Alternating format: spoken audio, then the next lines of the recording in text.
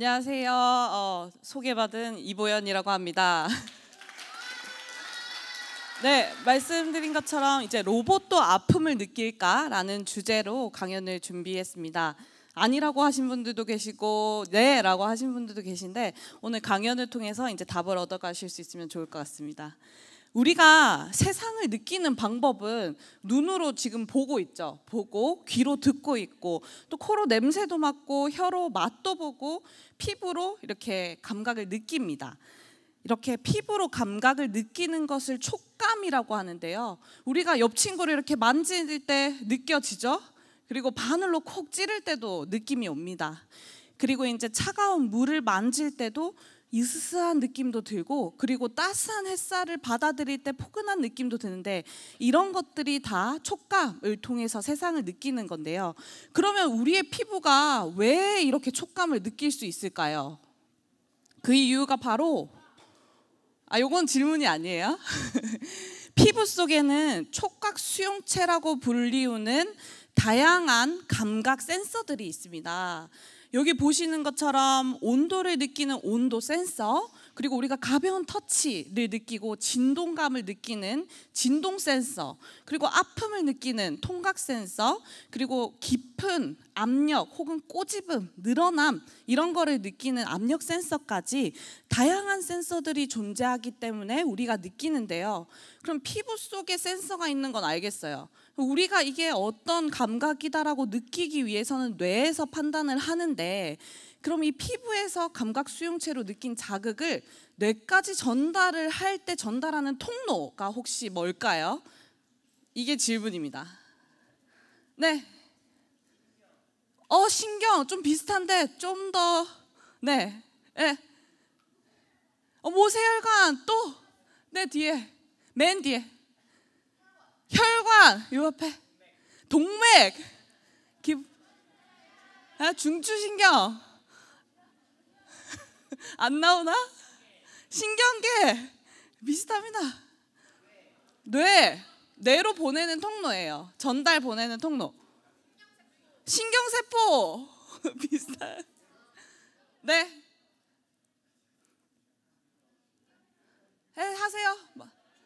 척추 안 나오는데 아쉽게도 이게 좀 용어가 어려울 수 있습니다. 그 뉴런이랑 시냅스라는 말 들어보셨나요? 근데 사실 신경세포가 비슷하긴 한데 신경세포라고 누령이 신경세포라고 답을 해준 친구한테 이렇게 그 기프티콘을 드리도록 하겠습니다. 그래서 주지 마. 그래서 신경섬유 다발인 뉴런과 이 뉴런과 뉴런 사이에 시냅스가 있기 때문에 이 뇌를 통해서 우리 자극 신호들을 전달시킬 수 있는 거고요. 그러면 이제 이 얘네들이 뭐가 역할을 하느냐, 어떤 역할을 하느냐, 특히 시냅스가 어떤 역할을 하느냐 궁금하죠. 네. 저희가 어떤 자극을 동일하게 줬어요. 이거를 그대로 우리는 1대1로 반응을 느낄까요? 아닌 것 같죠, 질문하는 게. 이 아닌 이유가 시냅스의 역할 때문입니다. 우리 시냅스는 이 외부 자극이나 학습하는 경험에 따라서 우리 자극의 강도나 이 효율을 이렇게 조절하는 능력을 가지고 있고, 이것을 시냅스 가소성이라고 부릅니다. 요 용어만 알면은 오늘 이제 수업 다 한 거예요. 그래서 그러면은 이게 뭐냐? 우리가 시계를 차고 있는데 시계를 계속 차고 있는데 계속 시계가 신경이 쓰이나요? 어느 순간 신경 쓰일 때도 있고 또 어느 순간 내가 시계를 찼나 싶을 때도 있어요. 이게 감각이 둔화된다라고 얘기를 하고요. 또는 모기에 물렸을 때 또 내가 살짝 긁었어요. 또 어느 순간 계속 간지러워져. 막 모기 물린 데 신경이 막 쏟아져요. 이런 것들이 감각 민감화라고 부릅니다. 그러면 우리는 다른 기계나 다르게 시냅스 가소성 특성이 있어서 이렇게 감각이 둔화되기도 하고 민감화되기도 하는 특징을 갖고 있습니다. 사람들은. 그러면은 아까 앞서 제목에서 질문을 드린 것처럼 로봇도 과연 사람처럼 이렇게 효율적으로 시냅스 가소성 특징이라고 부르는 감각 둔화나 민감화 하듯이 느낄 수 있을까요? 네. 이렇게 할 수 있도록 연구하는 게 이제 저의 일입니다. 그래서 그런 내용들을 몇 가지만 가볍게 재미있게 소개를 해드리도록 하겠습니다. 첫 번째 연구는 제가 앞서서 피부를 통해서 느끼는 수 있는 이유가 감각 센서들이 있어서라고 했죠. 피부 속에 이렇게 촉각 수용체들이 있습니다. 그리고 사람이 이렇게 촉각을 감지하는 게 촉각 수용체를 통해서 뉴런이랑 시냅스를 통해서 뇌로 전달을 해서 촉각을 인지하게 되는데요. 요거랑 유사하게 저는 이 촉각 수용체와 비슷한 센서들을 만들고요.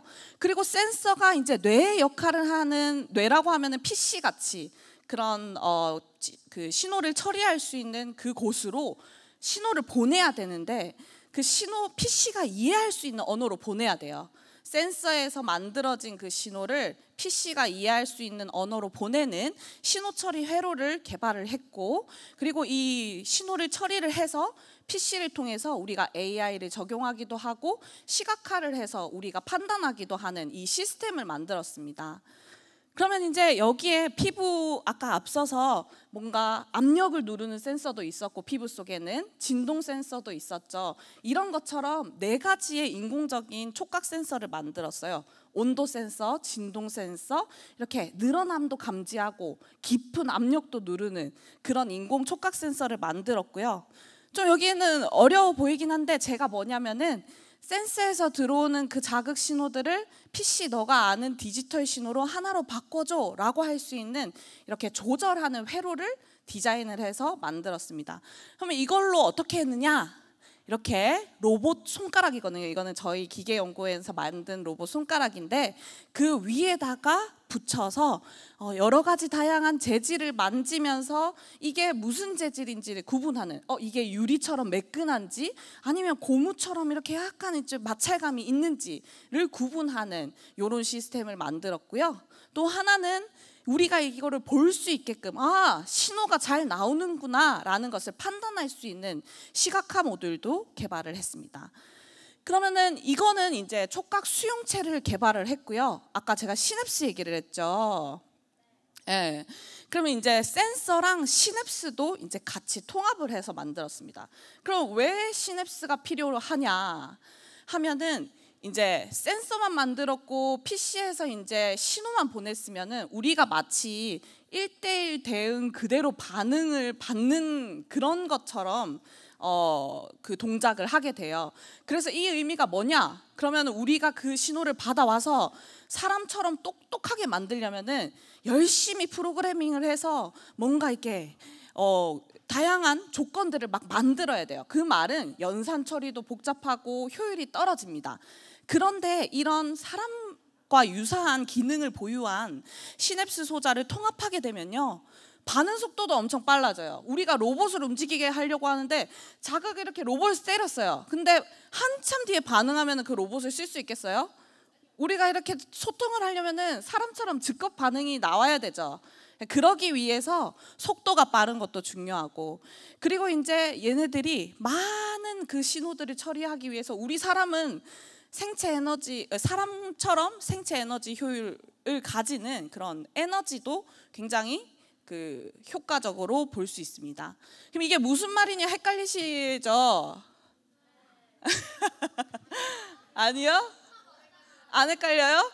그래서 이제 우리가 느끼는 거랑 이제 대응해서 좀 설명을 드리면은, 우리 몸속의 피부에는 통각 수용기라는 게 있어요. 통각 수용기. 이 시스템을 모사를 했습니다. 그러면 이게 뭘 한 거냐? 예시를 드릴게요. 역치 반응이라는 게 있어요. 우리 사람은 이렇게 조금 살살 때린다고 그 아프다고 느끼나요? 옆에 막 세게 때리는 어느 순간 일정 자극 세기 이상에서 통증을 느끼게 되죠. 여러분, 그렇게 되죠?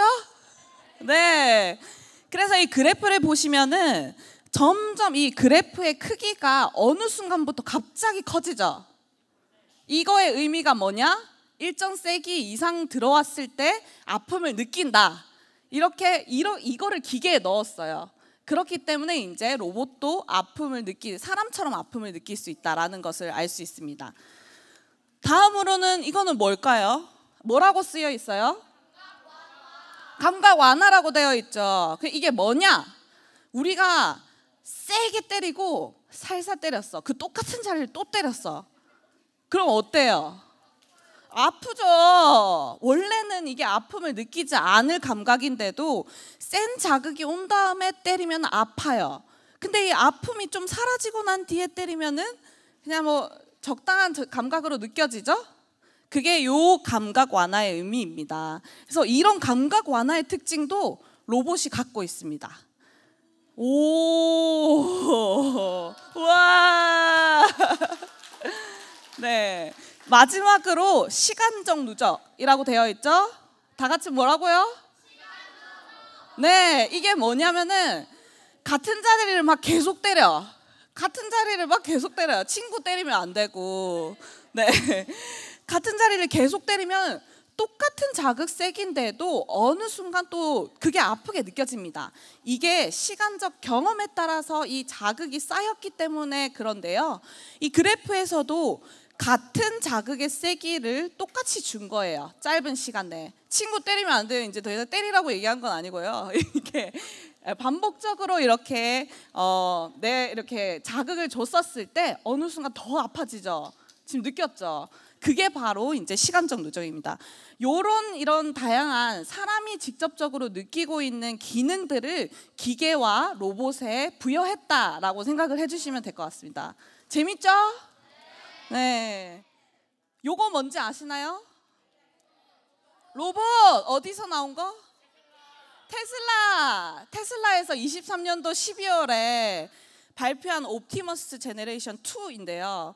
여기서 이제 그래도 우리가 주목해야 될 게 뭐냐면 여기서 막 빨래, 혹시 동영상 보신 분 있나요? 보셨죠? 그럼 여기서 뭐 빨래도 개는 것 같고 특히 어떤 장면이 나오냐면 저 옆에 있는 그림처럼 달걀을 부드럽게 들어 올리는 장면이 있습니다. 근데 기존의 로봇들은 손도 딱딱하고 손에 촉각이 없어요. 우리보다 똑똑하지 않아요. 자극적인 측면에서. 그렇기 때문에 달걀을 잡다가 떨어뜨리거나 달걀을 깨기도 해요. 그런데 손끝에 촉각 센서가 있기 때문에 달걀을 부드럽게 올리는 그런 장면을 보여주고 있습니다. 요즘에 휴머노이드라는 말 많이 들으시죠?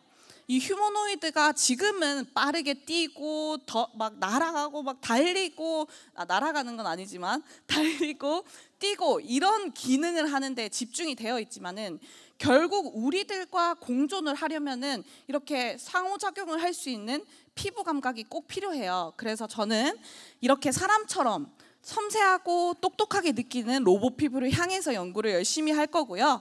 이거를 통해서 사람의 삶을, 우리의 삶을 더 편하고 안전하게 만들 수 있도록 기대를 하고 있습니다.